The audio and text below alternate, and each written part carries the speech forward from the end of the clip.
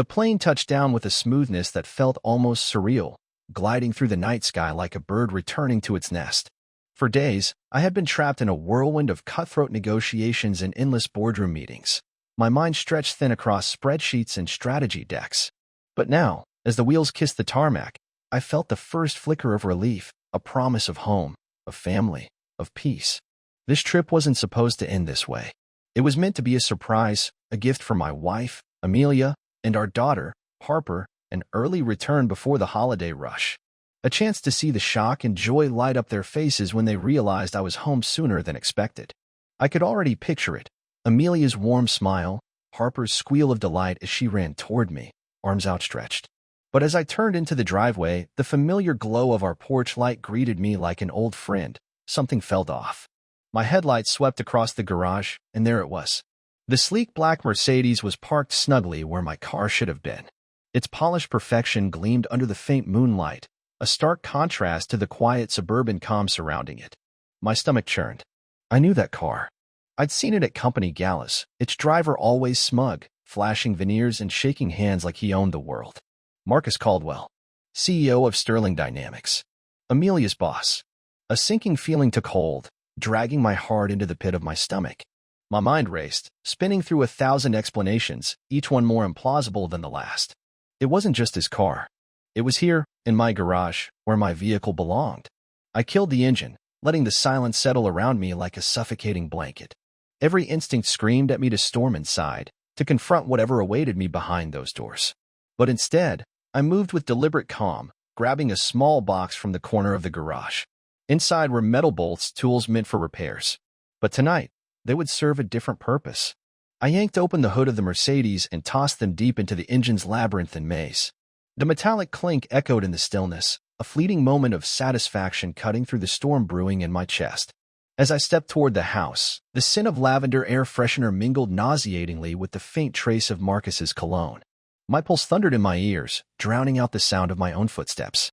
I gripped the Magnum .357 tucked into the back of my waistband, a gift from my father-in-law that Amelia had always hated. Tonight, though, it felt like justice waiting to be served. The laughter filtering faintly from upstairs froze me in place. It wasn't Amelia's usual laugh, the warm, comforting one reserved for me. This was softer, sultrier.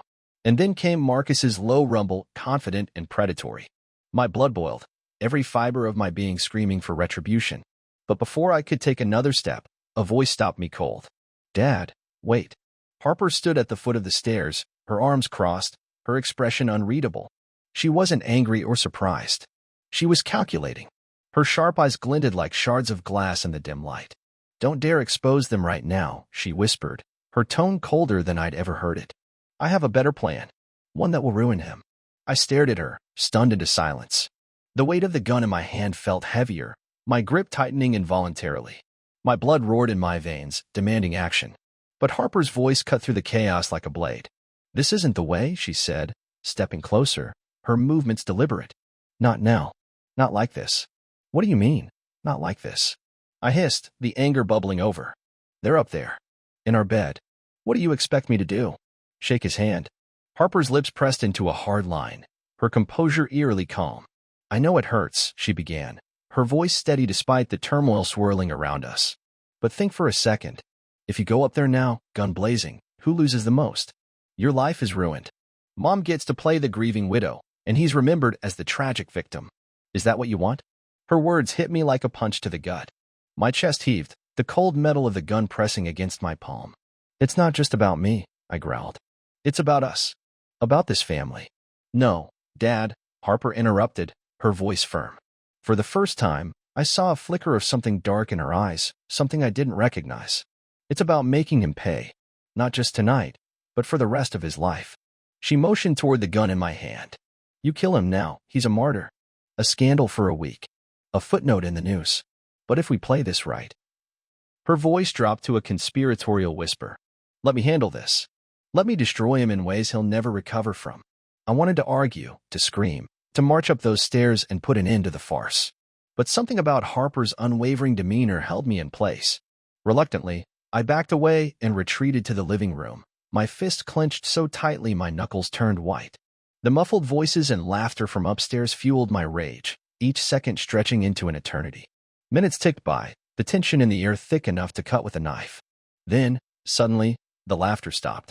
A loud thud echoed through the house, followed by a sharp cry of surprise. I bolted upright, instincts flaring, but before I could move, Harper's voice rang out sharp and authoritative. "Get out," she barked, her tone slicing through the silence like a whip. Marcus's shaky voice followed, confused and defensive. "What the hell is going on?" I said. "Get out," Harper snapped, her voice leaving no room for argument. Amelia's voice started to rise, but Harper cut her off with a sharp interruption. "Don't talk." I crept to the foot of the stairs, careful not to make a sound. From my vantage point, I could see Harper standing in the doorway to the bedroom, her arms crossed, her posture commanding. Marcus stood a few feet away, his shirt unbuttoned, his face pale. "You're going to leave," Harper said, her voice cold and steady. "And you're going to stay out of our lives. If I see you near this house again, I'll destroy you." Marcus sneered, trying to regain his composure. "You think you can scare me, kid? You have no idea who you're dealing with." Harper's lips curled into a sinister smile. "Oh, I know exactly who I'm dealing with. That's why I already sent the pictures." Marcus's confidence wavered. "What pictures?" "The ones of you and my married mother," she spat. "You didn't notice the camera I set up in the corner of the bedroom, did you?" "Rookie mistake." She glanced at her phone, which was already lighting up. "They're already on their way to your wife's inbox, your board of directors, and every tabloid in the city." Marcus froze, his face twisting into a mask of horror. Amelia let out a choked gasp. "Harper, what have you done?" she whispered. "What you were too stupid to avoid," Harper snapped. "Now both of you, get the hell out of here." I watched, hidden in the shadows, as Marcus stormed past her, muttering curses under his breath. Amelia followed, her face pale and streaked with tears. Harper stood in the doorway, unmoving, until the sound of their footsteps faded into silence. When she finally turned to me, her expression was unreadable. "Your turn," she said simply before walking past me. The weight of the night settled over us both like a suffocating shroud. I stood in the living room, my body frozen, my mind reeling from everything that had just transpired. Harper had done it. She had controlled the situation, handled Marcus and Amelia. And now, I was left alone with the wreckage. In the days that followed, the house felt like a mausoleum, its walls echoing with the ghosts of what once was. The kitchen, once alive with the hum of conversation and the clatter of dishes, now stood silent, its countertops bare and cold. The hallway, usually bustling with Harper's laughter and the rhythmic tap of Amelia's heels, felt like a corridor in an abandoned building. Even the living room, where we had spent countless evenings watching movies and sharing stories, seemed hollow, its furniture arranged in a mockery of warmth and togetherness. I wandered through these spaces like a ghost, unable to escape the suffocating silence that had replaced the life we once shared. Harper, however, carried herself with a chilling composure that unnerved me. She moved through her days with mechanical precision, focusing on her studies and maintaining a low profile. To an outsider, she might have appeared unaffected. But I knew better. Beneath her calm exterior lay a mind consumed by vengeance, plotting moves I couldn't fully comprehend. Her transformation was startling. No longer the bright-eyed girl who had once looked up to me with admiration, she now exuded a calculated ruthlessness that made my skin crawl. I found myself questioning whether I truly knew her at all. As for me, the weight of betrayal pressed down on my chest like a stone. Every glance at the empty driveway reminded me of Marcus's sleek car. Every whiff of lavender brought back the sickening mix of his cologne. My marriage, the foundation upon which I had built my life, had crumbled beneath the weight of infidelity. Amelia's choices haunted me. Her betrayal wasn't just about Marcus. It was about the life we had built together, the promises we had made. How could she throw it all away for a fleeting affair? Was it power she sought? Control? Or simply the thrill of forbidden romance? The more I dwelled on these questions, the angrier I became. Anger, however, was a double-edged sword. While it fueled my desire for revenge, it also gnawed at my soul, leaving me hollow. I thought about the gun still resting in the safe, its presence a constant reminder of the path I was considering. Harper had orchestrated the initial confrontation. But now, it was my turn to act. Yet the thought of taking such drastic measures filled me with dread. Could I really live with myself after crossing that line? Every night, I sat on the couch, staring blankly at the TV screen, the flickering images failing to distract me from the vortex of thoughts swirling in my mind. The gun sat on the coffee table, its cold metal reflecting the faint light from the lamp. I hadn't used it, but its weight pressed against me like a shadow, urging me to make a decision. Emily had controlled the situation upstairs, but now I had to find a way to deal with Amelia and Marcus. They were gone for the night, but I couldn't leave things as they were. I couldn't just let them walk away from this mess unscathed. They had ruined everything, and I needed to make sure they paid for it. Revenge consumed me, taking over every thought, every feeling. It wasn't about justice anymore, it was about retribution. Thomas would pay for what he had done to my family, and so would Amelia. The idea consumed me, driving me toward a plan that would ensure they felt the same pain I was feeling. They needed to understand the weight of their actions, to feel the devastation they had wrought. With each passing day, my resolve hardened. The night finally arrived, and I knew it was time to act. I grabbed the gun, its familiar weight grounding me as I prepared to take the final step. Emily's voice echoed in my mind. "Let me handle the aftermath." I nodded, not trusting myself to speak. The rage inside me was a fire, consuming everything in its path. The revelation of Amelia's affair struck me like a thunderbolt, unraveling the fabric of trust we had woven over years of marriage. It wasn't just the act of betrayal itself that shattered me, it was the realization of how meticulously she had concealed it. Conversations that once seemed innocent now replayed in my mind with sinister undertones. Late-night work calls, sudden business trips, even the way she would linger over texts on her phone, all of it painted a picture I had been too blind to see. The signs had been there, subtle but undeniable. Yet I had chosen to ignore them, clinging to the illusion of our perfect life. What hurt most was not just the affair but the depth of her deception. Amelia had always been ambitious, driven by a hunger for success that I admired. But somewhere along the way, her ambition twisted into something darker. Marcus Caldwell wasn't just her boss. He was her ticket to a world she believed I couldn't give her. His charm, his wealth, his influence, they were intoxicating to her, and she allowed herself to be consumed by them. She didn't just cheat on me. She traded our life together for the fleeting high of his attention, convincing herself that what we had wasn't enough. Her motivations became painfully clear as I pieced together fragments of their relationship. At first, it was professional admiration, a mutual respect that grew during late nights at the office. But soon, admiration turned to flirtation, and flirtation spiraled into something far more dangerous.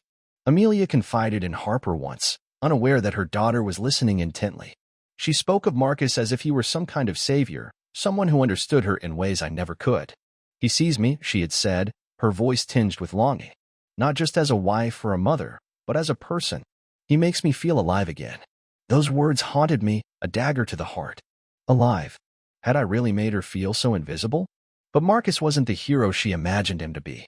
Behind his polished facade lay a man who thrived on manipulation, using his power to prey on vulnerabilities. He didn't love Amelia, he used her. And when she finally saw the truth, it was too late. By then, she was trapped in a web of lies, torn between the life she had betrayed and the illusion she couldn't escape. Her guilt ate away at her, manifesting in sleepless nights and hollow apologies. She tried to end it, but Marcus wouldn't let her go. He threatened her career, her reputation, everything she had worked for. And so she stayed, caught in a cycle of shame and desperation. The affair wasn't just about passion or romance, it was about control. Marcus wielded it like a weapon, keeping Amelia tethered to him while destroying everything she held dear. And in doing so, he destroyed me too. Our marriage wasn't built on grand gestures or fiery passion. It was rooted in quiet moments, shared dreams, and an unspoken promise to stand by each other no matter what. That promise was now ashes, scattered by the winds of betrayal. As I sat alone in the silence of our home, the weight of her choices pressed down on me, heavier than ever. I couldn't forgive her, not yet. But more than anything, I couldn't forgive him. The plan formed in my mind like a storm gathering strength, each detail sharpening into focus as the hours passed. Revenge wasn't just an impulse, it was a calculated symphony, every note designed to strike where it would hurt the most. Marcus Caldwell had taken everything from me, my wife, my dignity, my sense of security. Now it was my turn to dismantle his empire, piece by piece, until nothing remained but the hollow shell of the man he pretended to be. I began with a phone call, a name from my past, someone who knew how to make problems disappear without asking questions. His voice was gravelly, detached, the kind of tone that suggested he'd heard it all before. "Yeah," he answered, his tone indifferent. "It's me," I said, my voice cold and low, barely recognizable even to myself. There was a pause, the kind that signaled recognition. "What do you need?" he asked. I didn't hesitate. "A man named Marcus Caldwell. Make sure he loses everything, his company, his reputation, his freedom." Make him pay for what he's done. On the other end of the line, I heard a slight chuckle, the sound of someone appreciating the scope of the task. You got it. Clean or messy? He asked. My response came without hesitation. Messy. The word tasted bitter but satisfying, like swallowing poison to cure a deeper ailment. Consider it done. He replied before hanging up, but the phone call was only the beginning. I knew Marcus's weaknesses better than he realized. His arrogance blinded him, his belief that he was untouchable making him careless. I dug into his life, uncovering secrets he thought were buried deep, financial discrepancies, shady deals, affairs with other women. Each revelation was a thread I could pull to unravel his carefully constructed facade. I leaked documents to journalists, anonymous tips that led to investigations. Whispers of scandal spread like wildfire, igniting a media frenzy that painted him as a predator, a fraud, a man whose downfall was inevitable. At the same time, I turned my attention to Amelia. Her betrayal was personal, intimate, and it demanded a reckoning of its own. I didn't confront her directly, not yet. Instead, I orchestrated a series of events designed to strip away the illusions she clung to. I reached out to Marcus's wife, feeding her evidence of his infidelity until she filed for divorce, publicly humiliating him. I ensured Amelia's role in his destruction became impossible to hide, her name dragged through the mud alongside his. Friends turned their backs, colleagues distanced themselves, and the life she had sacrificed everything for crumbled around her. Yet even as the pieces fell into place, doubt lingered at the edges of my mind. Was this justice, or was it cruelty? Each step I took brought me closer to the abyss, blurring the line between vengeance and self-destruction. I told myself it was necessary, that they deserved every ounce of pain they inflicted on me. But deep down, I wondered if I was becoming the very thing I despised, a man consumed by hatred, willing to burn the world to ashes to satisfy his own rage. The night of reckoning arrived with a heaviness that pressed against my chest like a vice. I drove to Sterling Dynamics, the towering building looming against the skyline like a monument to Marcus's hubris. My heart pounded in rhythm with the rain pelting the windshield, each drop a reminder of the storm I had unleashed. As I parked and stepped out of the car, the city lights blurred into streaks of gold and red, the world around me surreal and distant.